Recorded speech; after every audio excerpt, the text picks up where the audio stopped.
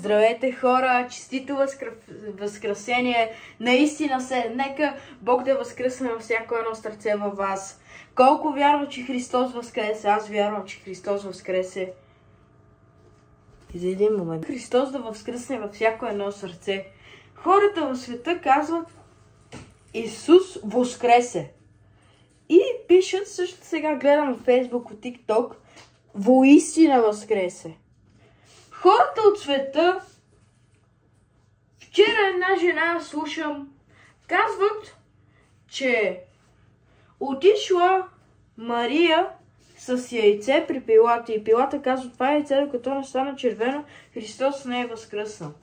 Да, има такава случка, но Исус е жертвата. След него няма други жертви. Исус е жертвата. Той е един. И неговата жертва е само негова. Защото някъде около 2-3 часа през нощта Отца идва и го възкресява отново към живота. Много хора пишат, държат свещите и пишат в Христос воскресе. Не, Христос възкресе. Не е Христос възкресе. И ние казваме наистина възкресе. Колко от вас вярват, че Христос наистина възкресе? Аз вярвам, че Христос наистина възкресе. Защото в Йоанна 3,16 се пише, че Бог до такава степен възлюби света, че даде своя еднороден син, за да не погине нито един. Защото Бог толкова много ни обича и ние не разбираме неговата жертва. Ние просто казваме, това за нас, хората казват, че това е български празник. Това не е български празник. Ние забравяме самата истина. Вие влагате ли смисъл, когато казвате Христос воскресе или просто е така механично го казвате? Велик ден не е чукането на яйца, не е козунаците. Къде е кръста? Къде е жертвата? Къде е кръста? Къде отиде жертвата? Къде отиде пролятата кръв за нас?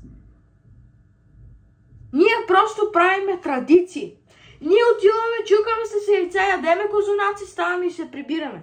И приключва всичко. Това не е Велик ден. Самото име го казва. Велик ден. Велик ден. Защото на този ден е станало нещо велико.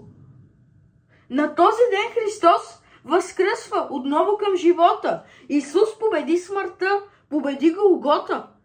И Той за нас го направи това. И ние трябва да сме благодарни, а не да седим и да се чукаме с яйца. Защото забравяме самата истина. Забравяме самото възкресение. Забравяме къде е кръста. Забравяме къде Исус е пролял кръвта за нас. Забравяме абсолютно всичко. И не трябва да бъде така. Не трябва да забравяме това. Защото Бог до такава степен ни възлюби, че даде своето единствено дете за нас. Представете си какъв Бог е това. Защото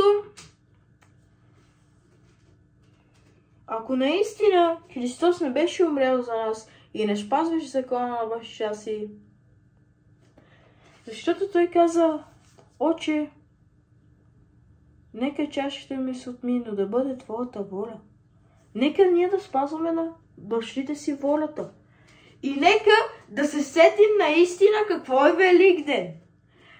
Велик ден не е козунаците и яйцата. Велик ден е Христос. Защото Той отиде на кръста невиден за нас, за мен и за теб. Невиден отиде. Невидим отиде за нашите грехове, защото Той е силен и победи смъртта. Един гроб е празен и това е на Исус Христос. Само Неговия гроб е празен и това е на Исус Христос гроба. Само Неговия е празен. Колко от вас вярват, че само на Исус гроба е празен? Аз вярвам. Само един. И това е на Исус Христос. И ние не можем никой да сравняваме като Исус Христос. Защото ние в много случаи сравняваме Исус Христос и го изместваме и почваме козунаци да правим и всичко. А не се отдаваме да да се помолиме, че той днеска си е дал живота, че си е дал кръвта и възкръсва отново към живота. И ние трябва да сме благодарни на това. Ние просто отиваме, ядеме козунаци и ставаме и се прибираме. А забравяме наистина какво става. Забравяме наистина жертвата. Просто механично го изразяваме. Какво е?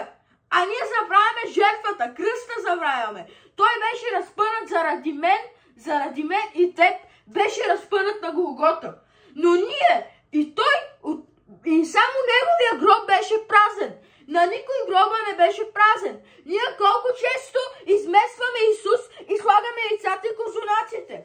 Защото казва, че Мария отидела при Пилат и докато Исус не възкръсне, значи яйцето ще стане червено.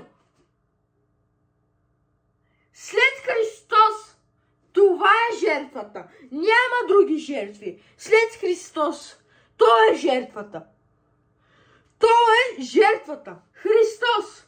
Няма друга жертва. Христос е жертвата. А не яйца и да казваме Христос възкресе. Не. Отиваш и казваш Христос възкресе. Христос възкресе. Така казват хората от света. Христос възкресе. И се чукат с яйца и забравят наистина какво е станало. Защо не се сетят какво наистина е станало? Защо не си отворят Библията и да прочетат?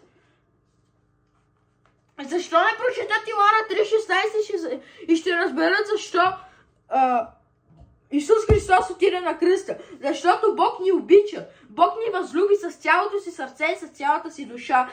И така е казано в първата му заповед. Възлюби Господа с цялото си сърце и с цялата си душа. Извинявам се, но Вениамин му е лошо и го няма. Възлюби Господа с цялото си сърце и с цялата си душа. И почитай майка си и баща си да ти се умножат годините на земята. Ние наистина трябва да почитаме майка си и бащите си. Наистина ние забравяме фокуса Исус, а го замесваме с яйца и с други неща. Но ние трябва да се сетиме наистина какво направи Исус за нас. Ние просто механично отиваме и казваме Христос възкресе. И другите казват воистина възкресе. Не се прави така, хора. Наистина спомнете си Христос какво направи за нас. Спомнете си тази жертва. Спомнете си Бог как отиде и си даде неговия живот невиден. Той с велико мълчание седеше на кръсти, не казваше нищо. И само и каза, Отче, прости, те не знаят, що вършат. Защото ние много пъти не знаем какво вършим. Ние много пъти не знаем какво вършим. Просто ни идва на акъла, правиме го и това. Не мислим преди това. Не мислим. Просто не седаме да го помислиме и да станем и го направим. Ние просто отиваме и го правиме. Механично. Не се прави така. Ние го изразяваме Христос възкресе, а не влагаме смисъл в тези думи, които казваме.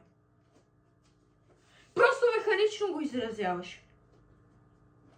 И забравяме жертвата. Най-важното, забравяме жертвата. Защото Бог и каза, Исус Христос каза, Отче, прости, те не знаят, що вършат. Хората от света не знаят какво вършат. Наистина в много църкви хората не знаят какво вършат. Хората от света отиват и просто казват Христос възкресе. Те не влагат даже и смисъл какво говорят. Даже и смисъл не полагат. Хората от света, както казах, да си отворят Йоанна 3,16. Там се казва защо Исус ще ходи на кръста. Защото Бог ни обича. Защото Бог е милостив Бог. Бог е добър Бог. Бог е наистина откровен Бог. Бог наистина ни обича много. И ние трябва да сме благодарни на това. И ние да обичаме Бог с цялото сърце и с цялата си душа. Колко от вас вярват, че искат да обичат Бог с цялото сърце и с цялата си душа? Аз искам да обичам Бог с цялото сърце и с цялата си душа. Знам, че и Той ме обича. И вие ме обичате. И аз го обичам. Христос наистина не отиде на празно на Голгота.